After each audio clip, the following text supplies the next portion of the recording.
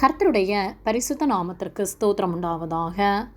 கர்த்தராகிய இயேசு கிறிஸ்துவின் நாமத்தில் உங்களுக்கு கிருபையும் சமாதானமும் உண்டாவதாக. இந்த நாளுக்குரிய தியானத்திற்கான தேவ வார்த்தை ஏசாயா அதிகாரம் 43 வசனம் 12. நானே அறிவித்து இரட்சித்து விளங்க பண்ணினேன். உங்களில் இப்படி செய்யத்தக்க அந்நிய தேவன் இல்லை. நானே தேவன் என்பதற்கு நீங்கள் எனக்கு சாட்சிகள் என்று கர்த்தர் சொல்லுகிறார். பிரியமானவர்களே, நாம் ஆராதிக்கிற கர்த்தர் ஒருவரே கர்த்தர். அவர் ஒருவரே இரட்சகர். நம்மை இரட்சிக்கும்படியாக வானத்தின் கீழெங்கும் அவருடைய நாமமே அல்லாமல் வேறெந்த நாமமும் மனுஷர்களாகிய நமக்கு கட்டளையிடப்படவில்லை என்று அப்போஸ்தலர் 4:12 சொல்லப்பட்டுள்ளது. ஏசாயா 43:11-12 வசனங்களில் நானே கர்த்தர், என்னை அல்லாமல் இரட்சகரில்லை. நானே அறிவித்து இரட்சித்து விளங்க பண்ணினேன். உங்களில் இப்படி செய்யத்தக்க அந்நிய தேவன் இல்லை. நானே தேவன் என்பதற்கு நீங்கள் எனக்கு சாட்சிகள் என்று கர்த்தர் சொல்லுகிறார்.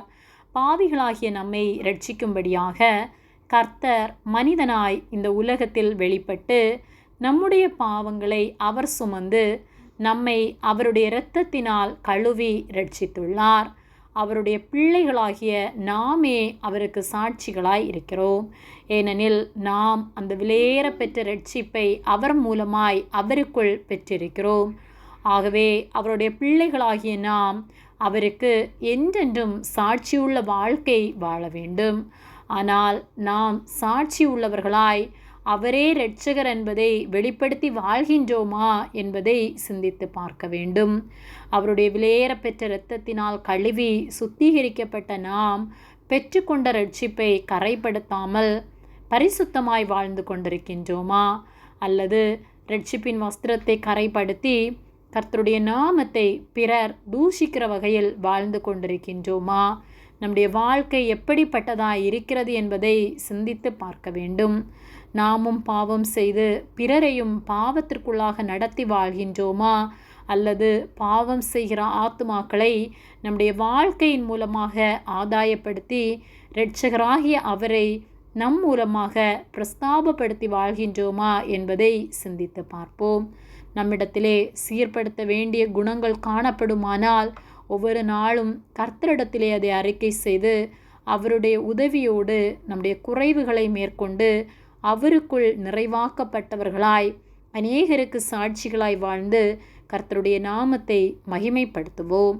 கர்த்தர் நம் ஒவ்வொருவரோடும் கூட இருந்து நாம் அவருக்கென்று வாழ நமக்கு உதவி செய்வாராக.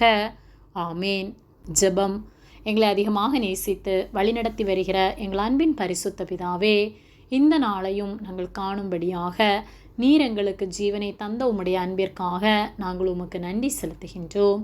நாங்கள் தியானித்த வார்த்தையின்படியே நீர் ஒருவரே தேவன் என்பதை நாங்கள் சாட்சிகளாய் வெளிப்படுத்தி வாழ நீர் எங்களுக்கு உதவி செய்யும்படியாய் செபிக்கின்றோம்.